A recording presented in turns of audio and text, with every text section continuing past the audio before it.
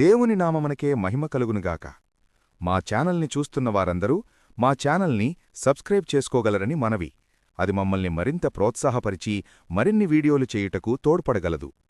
Genesis ఆదికాండము 2వ అధ్యాయము 17వ వచనం. అయితే మంచి చెడ్డల తెలివినిచ్చు వృక్షఫలములను తినకూడదు, నీవు వాటిని తినుదినమున నిశ్చయముగా చచ్చెదవని నరునికాజ్ఞాపించెను. ఎందుకు దేవుడు ఈ వృక్షాన్ని ఏదేను తోటలో ఉంచాడు అనే ప్రశ్న మీకు కలిగిందా? అయితే తెలుసుకుందాం రండి. ప్రియులారా, దేవుడు సృష్టిని క్రమబద్ధీకరించకముందు పరలోకాన్ని భూమిని సృష్టించాడు. దేవుడు తన పోలిక చొప్పున, అంటే తనలాగా దేవదూతలలాగా ఆలోచించే జ్ఞానాన్నిచ్చాడు. కాని మంచి చెడుకు తేడా తెలుసుకునే జ్ఞానాన్నివ్వలేదు.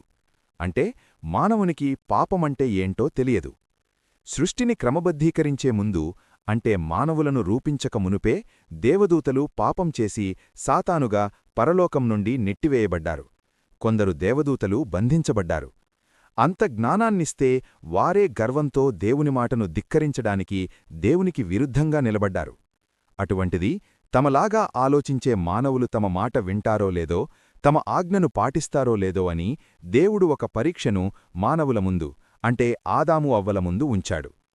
కొద్దికాలం బాగానే ఉన్నా, దేవునితో అనుదినమూ ఏదేను తోటలో దేవునితో మాట్లాడినా, ఆయనతో సహవాసం చేసినా, సాతాను వేసిన వలలో ఆదాము అవ్వలు పడి ఆజ్ఞను మీరి పాపం చేశారు.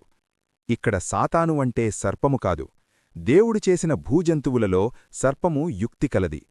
కాబట్టి సాతాను దేవుని ప్రణాళికను చెడగొట్టడానికి సర్పమును వాడుకున్నాడు. ఎప్పుడైతే పాపం చేశారో అప్పుడే మంచి చెడుకు వ్యత్యాసం తెలిసి తాము ఆజ్ఞను మీరాము అని దేవునికి కనబడకుండా దాక్కున్నారు. మానవుణ్ణి ఒక ఉన్నత స్థానంలో చూడాలి, మానవులు ఆయన మాట జమదాటకూడదు అని దేవుని ఉద్దేశ్యం మరియు ప్రణాళిక.